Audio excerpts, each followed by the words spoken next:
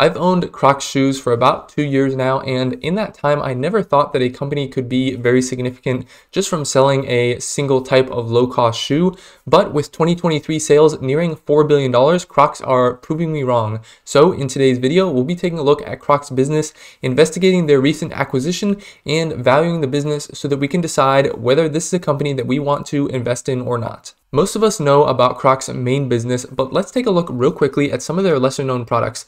Obviously, they do have the main Crocs shoe, but they also sell sandals, flip-flops, and boots that are made out of the same material. Additionally, they sell charms called gibbets that customers can purchase to customize their Crocs. These are basically just small icons that clip into the holes in the shoe, as you can see here.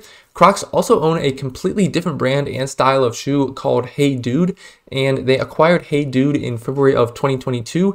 Hey Dude is another comfort shoe brand that sells fashionable loafer style shoes that are quickly becoming popular. They do have some pretty cool designs like these University of Texas shoes I found, along with a bunch of different universities. In terms of geography, close to 70% of Crocs sales are in the USA, and pretty much all of the Hey Dude brand is sold in the USA. So Crocs is working on expanding internationally, focusing on Asia with the Crocs brand and Europe with the Hey Dude brand. They are also looking to grow digital sales more in the future. I was a little bit surprised to see that only about 1/3 of their sales right now are from e-commerce. So I think that e-commerce and digital sales can definitely be a driver of growth moving forward as well.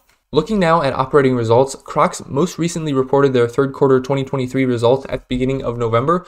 For that quarter, revenues were $1.05 billion, an increase of 6.2% year over year, and net income was $177 million for the quarter, an increase of about 4.5% year over year. Their gross margin did improve from the prior year to 55.6%, but SG&A expenses grew as well, so operating margin actually decreased slightly year over year to 26.2%. So those SG&A expenses will be something we want to watch over the next few quarters, I think. Notably as well, Hey Dude revenues actually declined 8.3% in the third quarter to $247 million, and it looks like the problem was mainly wholesale revenues that declined 19.4%. It seems that at least part of this reason is that wholesale partners are being more cautious about ordering as much inventory as they did the prior year. So that's also something we want to keep an eye on, because in my eyes, Hey Dude is kind of the smaller brand that's supposed to be the higher growth segment. So it's really not good to see if sales there are actually falling rather than growing. Now we are going to take a look at the balance sheet to get an idea of Crocs' financial health. Cash is down about $65 million since the start of 2023, and inventories are down as well, which pushed current assets lower at the end of Q3 to $979 million.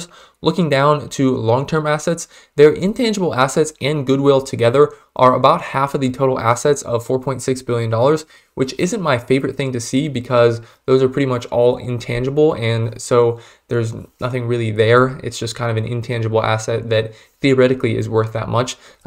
So like I said, it's really not my favorite thing to see that, but it's not really a huge deal either.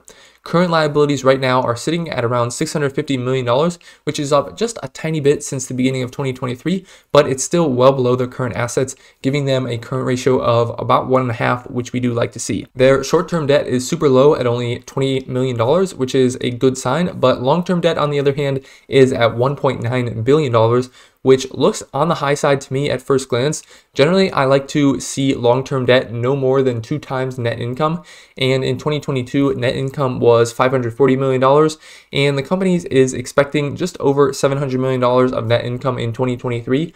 So that ratio of net income to debt is around 2.75 or 3 right now, which is certainly, like I said, higher than I like to see, but at the same time, not outrageously high. The company did take on about $2 billion of debt to acquire Hey Dude, so most of the debt on their balance sheet is from that acquisition, and they have been working on paying down that debt ever since, and they say right now that paying down debt is pretty much their top capital allocation priority, which is definitely a good sign that they're working on that and are making progress towards it. And on the topic of the Hey Dude acquisition, I do like management's approach. They paid about $2 billion in cash and issued shares worth about $225 million in order to buy the company. And I like how this deal is structured because the vast majority of the cost was paid for in cash, and then the additional shares issued really didn't dilute shareholders all that much. The next thing I'll typically look at when analyzing a company is the dividend, but Crocs doesn't currently pay a dividend, which is totally fine. So we'll move on to valuation. Right now, Crocs PE ratio is 10, but we can see that up until a few years ago, Crocs was not really consistently profitable. Since the beginning of 2020, they have grown their earnings quite quickly, and as a result, the PE ratio is pretty low at 9.5, which signals that the stock right now could be at an attractive price, and it's a good sign for those that are interested in investing in the company. Another valuation method that I like to use is a discounted cash flow model. In this method, we try to predict all future cash flows of a company, and then we discount those cash flows to a present value, and then we divide that present value by shares outstanding to get an approximate fair value per share. When I did this calculation for Crocs, I got a fair value of $107 per share, and I also like to apply at least a 10% margin of safety to these numbers because the numbers aren't perfect and there can be some variation. So when I apply that 10%, I get a buy price of $96.50, which is just a few dollars below the current price of Crocs stock of $103. I am surprised to say this, but I do like the Crocs company a lot, and I like their stock as well. I see a strong foundation and somewhat loyal customer base that I think they can consistently expand on over time, especially in Asia. And from what I see on a daily basis, Crocs are by far the most popular shoe among rowers because they are light, durable, and they can get wet with no issues. There is also a ton of room for growth for the Hey Dude brand, and they are starting to venture into Europe with that brand, which I think is a good move. I'll definitely be looking, like I said, for Hey Dude revenues in the next few quarters, and hopefully that will improve.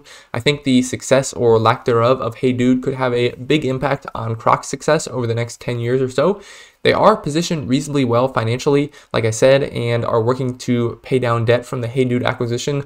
The debt is a little bit high right now, but they have been paying it down reasonably quickly, and I think that will continue into the future. From a valuation perspective, they are fairly attractive right now, in my opinion. I think below $100 near that buy price that I calculated is a decent price, and below $90 is where I think it would start to get pretty interesting. The stock was around $86 just at the beginning of January, and it dropped to the high 70s back in November, so there's certainly opportunities out there. Like I said, I definitely think that this is a solid company, and I think there's lots of good opportunities out there to buy shares at good prices, but I would love to hear your thoughts on Crocs stock in the comments down below. It's definitely not a commonly talked about company, but that's part of the reason that I'm making this video, so that there can be more discussion and more ideas shared. As always, thanks for sticking around to the end of the video. I really do appreciate it, and I'll see you all in the next one.